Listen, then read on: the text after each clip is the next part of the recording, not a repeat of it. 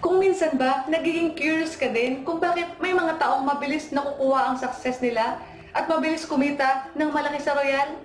Na kung minsan pa nga, kahit bago pa lang sila sa industriya, may mga pagkakataon na mas nauunahan pa nila ang ibang naunang nag-join sa kanila.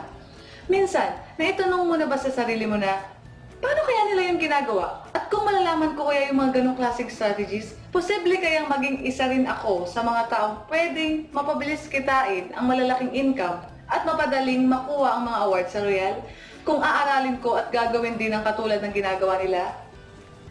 I'm Girly Joy Manansala, one of the founders of Team Big 3, at today, sobrang excited po akong sabihin sa inyo ngayon na sa videong ito ay matututunan mo ang isa sa mga strategy kung papaano mo makukuha ng mas mabilis ang pagkakaroon ng mas malaking income kahit pababagong sali ka lang sa Royal.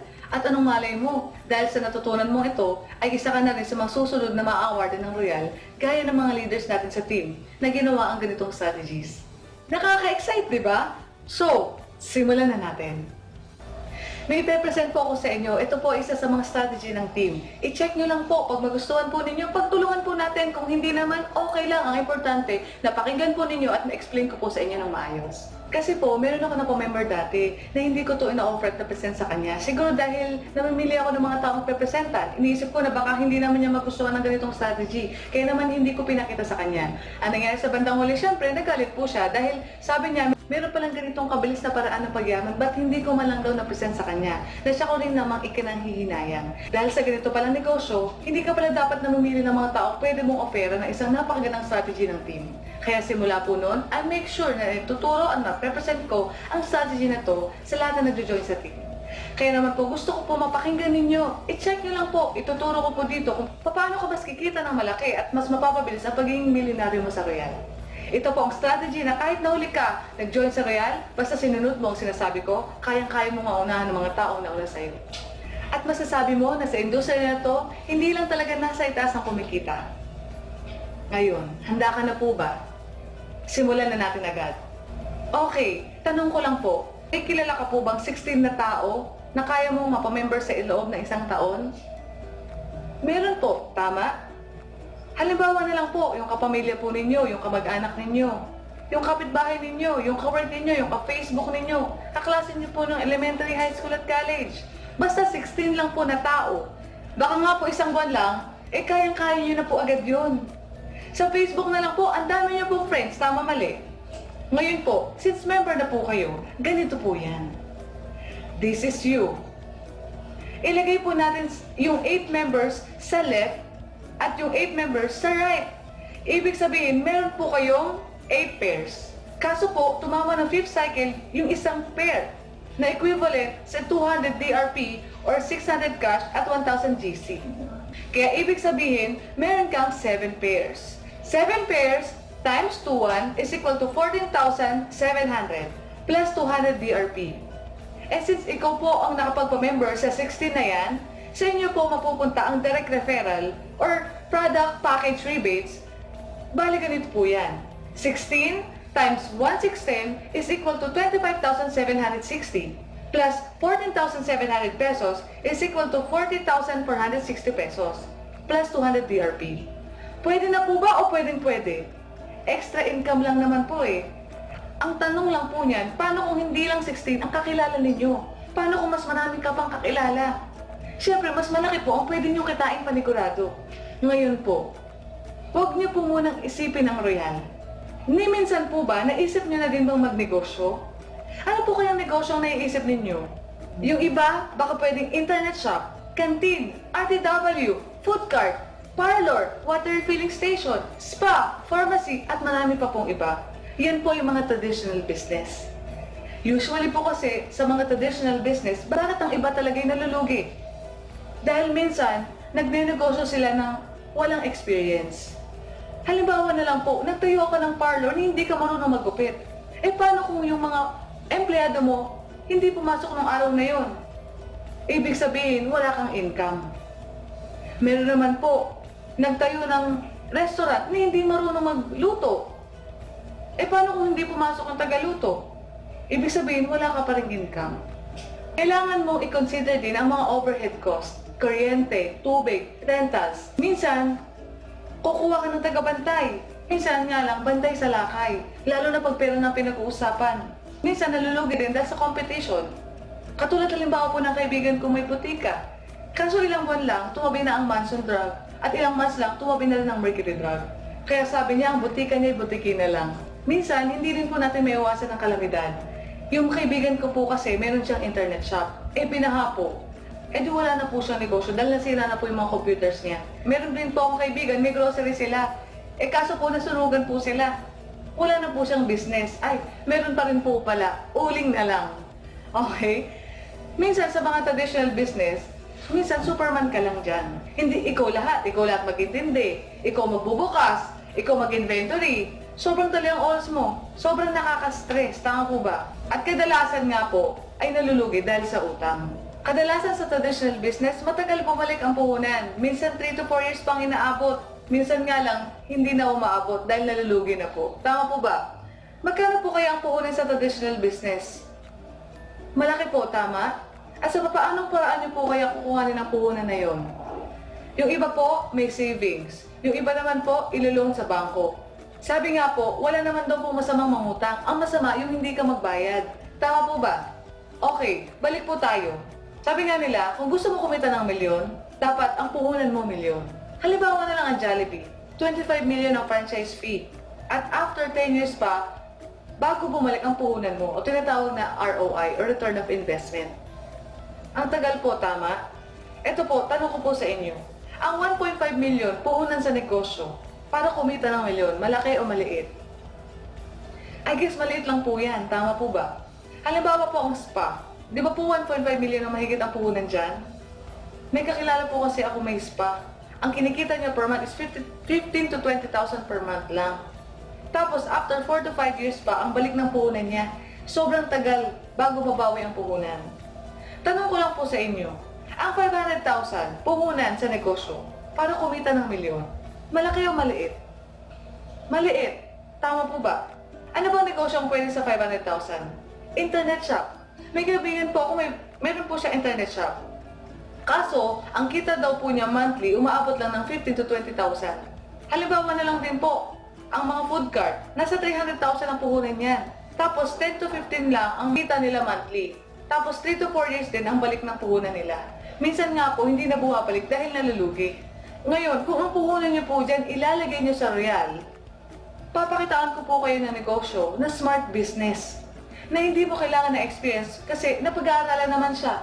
Walang overhead cost like for example, kuryente, tubig, rentals, Royal na po ang sagot niyan. Hindi mo kailangan na pagkabantay kasi pwede mo siyang mamonitor 24/7, anytime, anywhere, basta meron kang internet. At kung ikaw ay taga-Olonga po, hindi lang po Olonga po ang market mo. Ang market nyo po dito, buong mundo. Plus, magagawa mo rin siya kahit nasa bahay ka kasi i-post mo lang sa Facebook, ang dami nang mag-inquire sa'yo. Kahit bumabagyo, pwede kang kumita kasi pwede mo siyang gawin kahit nasa bahay ka lang. Hindi mo gagawin to ng mag-isa. But we will work as one team. Pagtutulungan po natin. Ito lang din po ang negosyong walang kalugi-lugi at mabilis bumalik ang puhunan ninyo. Ngayon, tanong ko po sa inyo, halagang 200,000 na pwede kang kumita ng milyon sa isang taon. Pwede o pwede? Alam niyo po ba ang 200,000 sa bangko, isang taon walang galawan, ang kikitain lang po niyan, wala pang 1,000. Isipin nyo na lang po ang tubo sa glutathione is 504. Kung makabenta ka ng dalawa, di kinita mo na agad yung tinubo mo sa bangko. Ang tanong, dalawa lang po ba ang kaya mong mabenta? Ang dami po nating products na pwedeng i-offer. Ngayon, may kilala po ako na nag-loan po siya sa bangko. Halagang 200,000. Binayaran niya in just 36 months. Pumapatak na ang monthly niya, more or less, sabihin na natin 8,000. Bali, in 36 months, times 8, is equal to 288,000 ang binayaran po niya. Depende po kasi yan sa interes sa bangko. Ngayon, check niyo po ito. What if yung puhunan mong 200,000, ilagay mo sa Royal? Di ba ang first package po is 15,750. Ang remaining packages is 14,300 times 14 is equal to 215,950. Lahat yan ay nakapangalan sa'yo. Plus may products ka pa, sabihin lang natin na per package is 17,000. Times 15 is equal to 255 worth of products ang hawak mo. At alam mo ba na hindi ka pa nag-invite, may babalik na agad sa'yo na cheque. I-check mo to. Di ba yung account mo yung number 1? may 7 sa left at 7 sa right.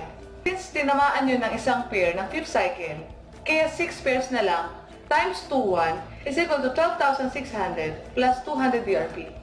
Check mo yung number 2. May 3 ka sa left at 3 ka sa right. So meron kang 3 pairs. So 3 pairs times 2-1 is 6,300. Ganon din sa third account mo. Meron din siyang 3 sa left at 3 sa right. Times 2-1 is 6,300. Siyempre, yung number 4, yung number 5, yung number 6, yung number 7, sa'yo din yan. Di ba po may left and right din siya? May mga tagtutuwan ka din dyan. Total nilang 4 ay 8,400. Ngayon, i-total po natin lahat ng pumasok sa number 1. 12,600 plus 200 DRP plus yung number 2, 6,300 plus yung number 3, 6,300 plus yung 4, 5, 6 at 7, 8,400. Ang total po niyan ay 33,600 plus 200 DRP. Yun po ang babalik sa'yo. Isipin niyo po, hindi pa po kayo nag-i-invite, may bumalik na agad. Sabihin mo na lang na may 10% tax. Siyempre, legal po tayo.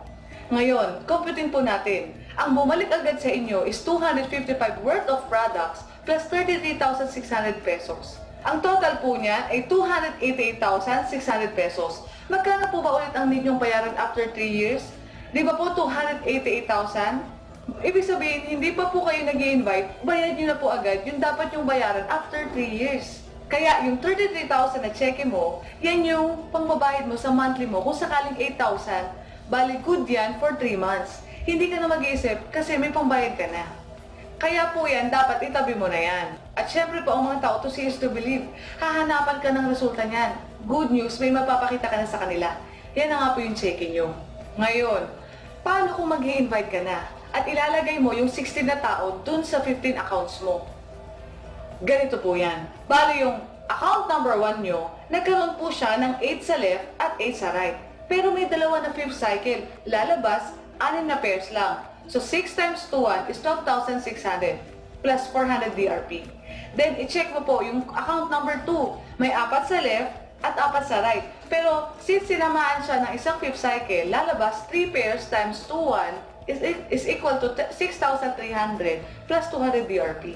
Ganun din po sa account number 3. May 3 pairs times 2-1 is equal to 6,300 plus 200 DRP. Yung number 4, yung number 5, 6 at 7, may tagto 2 pairs po yan. Times 2-1 is equal to 4,200. Since 4 po sila, ang total po niyan is 16,800. At yung number 8, 9, 10, 11, 12, 13, 14, 15, may tagtutuwa naman po yan. Lalabas, 2-1 times 8 is equal to 16,800. Compute po natin yung total na kinita ninyo. Number 1, meron kang 12,600 plus 400 DRP. Number 2, meron kang 6,300 plus 200 DRP. Number 3, meron kang 6,300 plus 200 DRP. Plus yung number 4, 5, 6 at 7, ang total po niyan is 16,800. Plus yung 8 to 15 is 16,800. Lalabas po, ang pinakakinita nyo sa kanila is 58,800 plus 800 DRP. Siyempre po, yung 16 na tao, sa inyo po yung direct referral. Bali, 16 times 1, 610. Ang total po niyan is 25,760. Plus, meron ka pang 58,800 at 800 DRP. Lalabas, 84,560 plus 800 DRP ang kinita ninyo. Pili po kayo.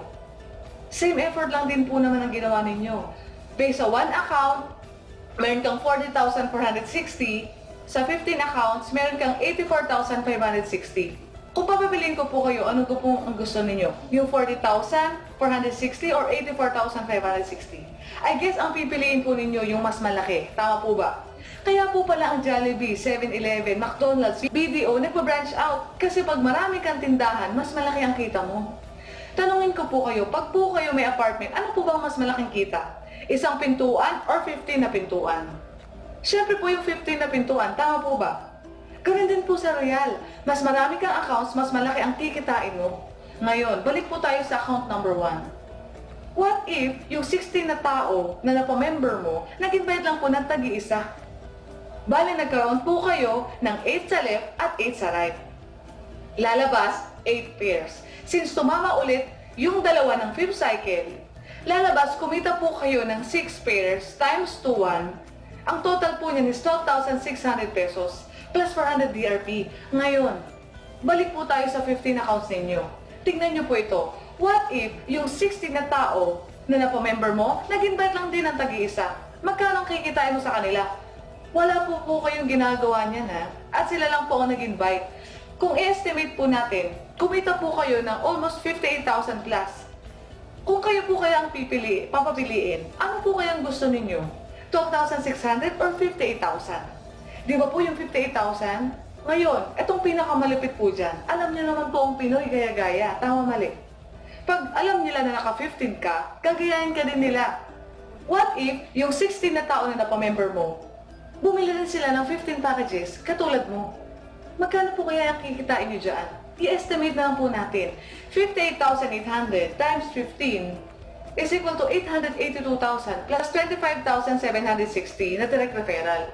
Ang total po niyan, 907,760. Plus syempre po, may DRP pa po yan na hindi ko pa po nasama. Plus, may products ka pang worth 255,000, lalabas mahigit 1 million na po ang pwede nyo kitain sa isang taon.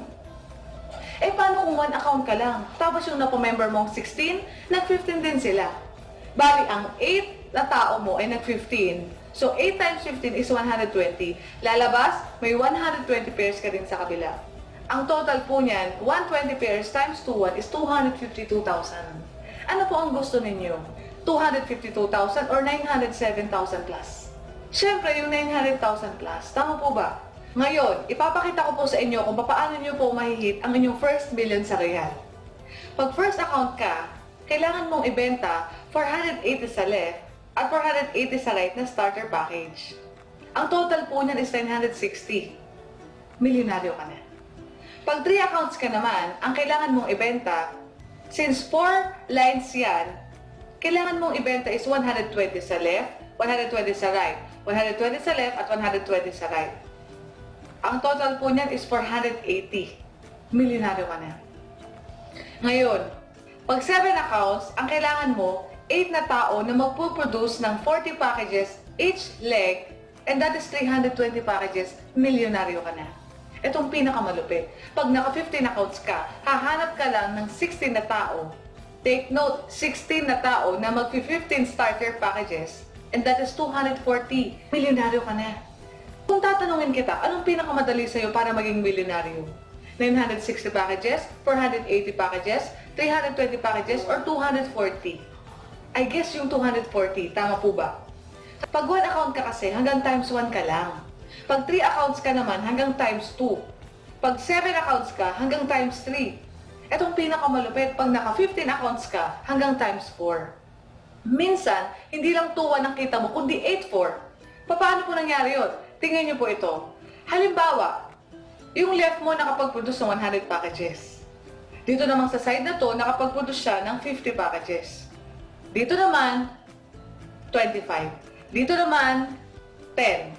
Ngayon, may bago kang member, hindi naman nila kakilala. Saan mo kaya siya dapat ilagay? Tingnan mo to. Kung nilagay ba natin siya dyan, kumita ba to? Times 1. Nung pumasok ba to, kumita to?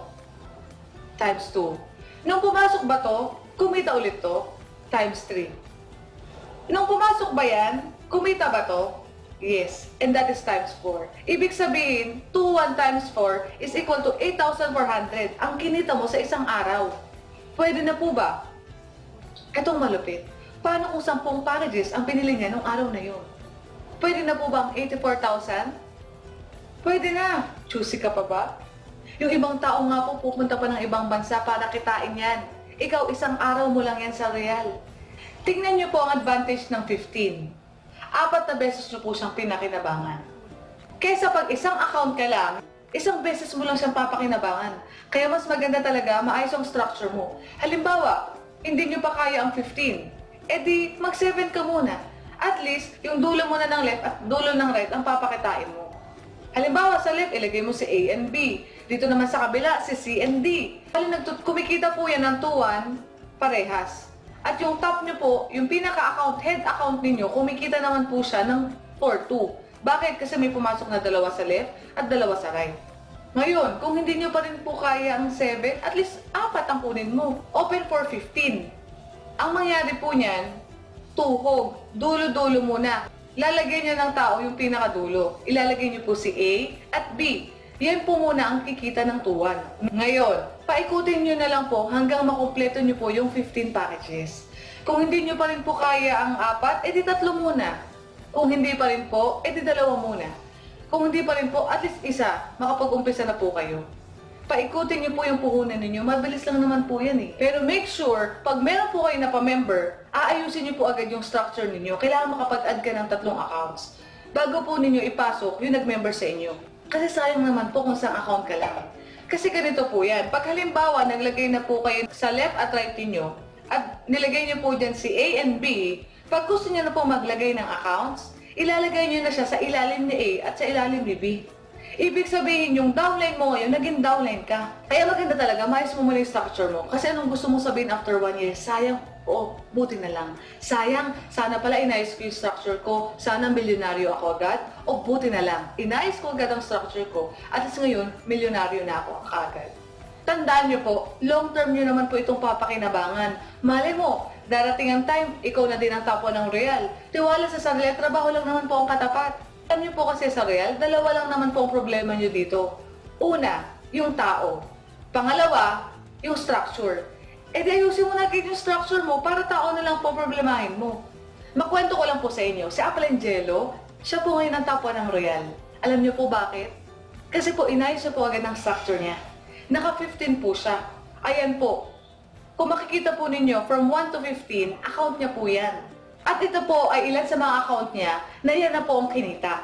Kung hindi po siguro siya naka-15, malamang hindi po siya ang tapo ng Royal ngayon. Yan po kasi isa sa mga strategy ng team na kahit nahuli ka nag-join, basta sinunod mo ang sinasabi namin sa'yo, kayang-kaya mong malagpasan yung mga tao na sa'yo nag-join sa Royal. Dati po kasi wala namang ganito eh. Yung iba nga po nung umpisa 3 accounts lang. Yung iba nga po 7 lang.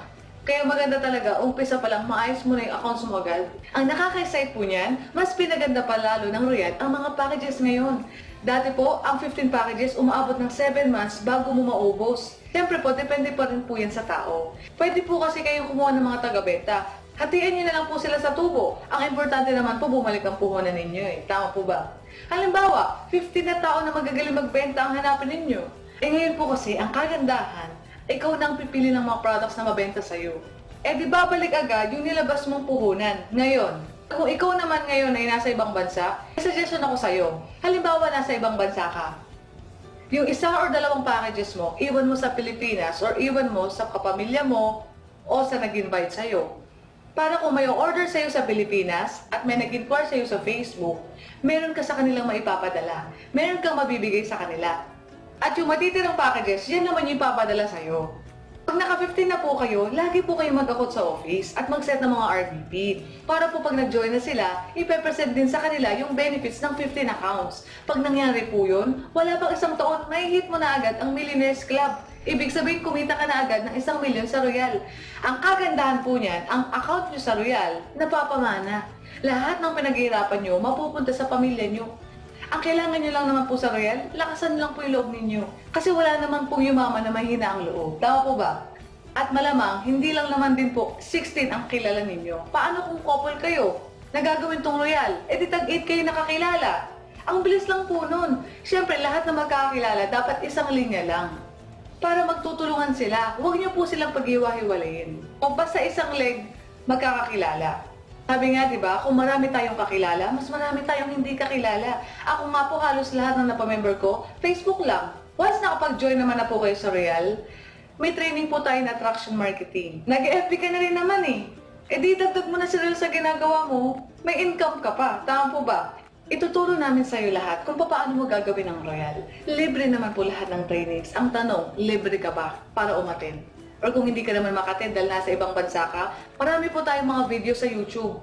Sabi nga po, pag gusto may paraan, pag ayaw maraming dahilan. Para lang po alam ninyo, sa team po natin, nasa 120 na po ang naging milyonaryo ng Royal. Malay mo, gawin mo to, ikaw na ang susunod. Ako po si Girlie Joy Manansala, isa sa magiging mentor niyo po sa Royal. Pagtulungan po natin ang Royal para mas marami po tayong buhay ang mabago dahil sa negosyong ito.